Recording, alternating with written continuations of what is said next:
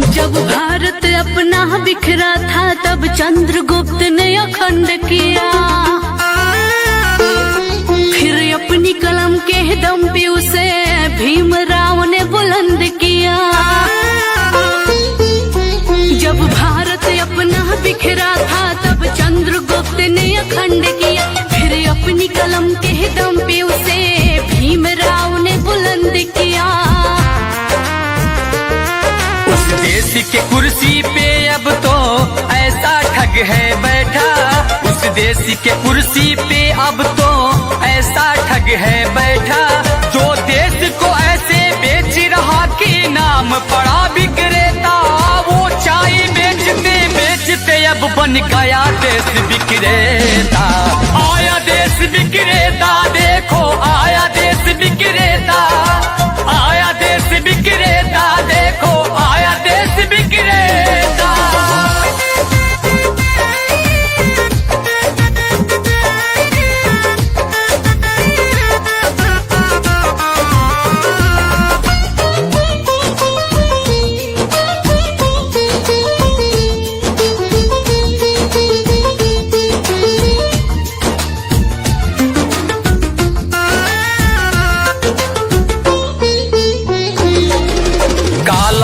लाऊंगा कह के भारत का कोष भी साफ किया, श्रमिकों को भूखे मार रहा, धनिकों का कर्ज भी माफ किया।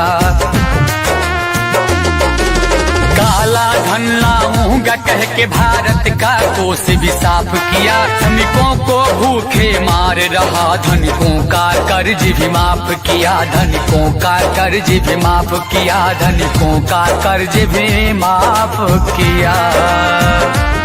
लाखों का सूट पहन के भी खुद को फकीर है कहता, जो देश को ऐसे बेच रहा कि नाम पड़ा विक्रेता।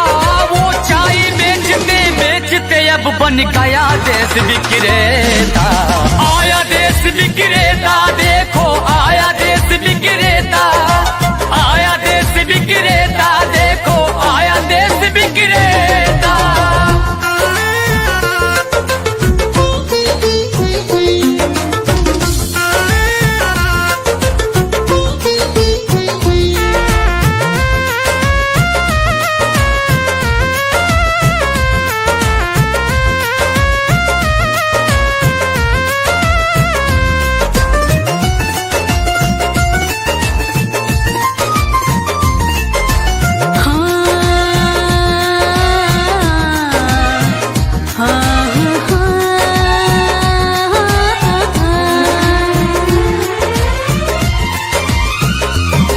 मीडिया तो उसके जूते का कैसा है स्वाद बताती है, जब जब चुनाव हो तब उसको माँ की याद आती है। मीडिया तो उसके जूते का कैसा है स्वाद बताती है, जब जब चुनाव हो तब उसको माँ की याद आती है, माँ की याद आती है, माँ की याद आती है। किसी का संग दिल पति है तो वो किसी का मतलबी बेटा, जो देश को ऐसे बेच रहा कि नाम पड़ा विक्रेता। वो चाय बेचते बेचते अब बन गया देश विक्रेता।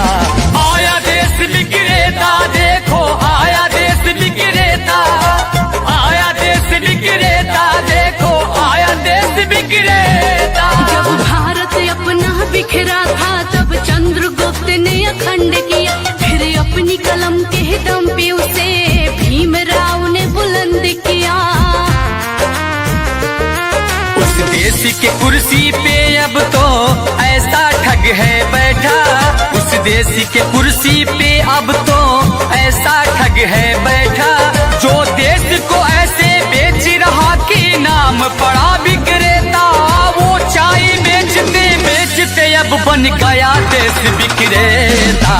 आया देश विक्रेता, देखो आया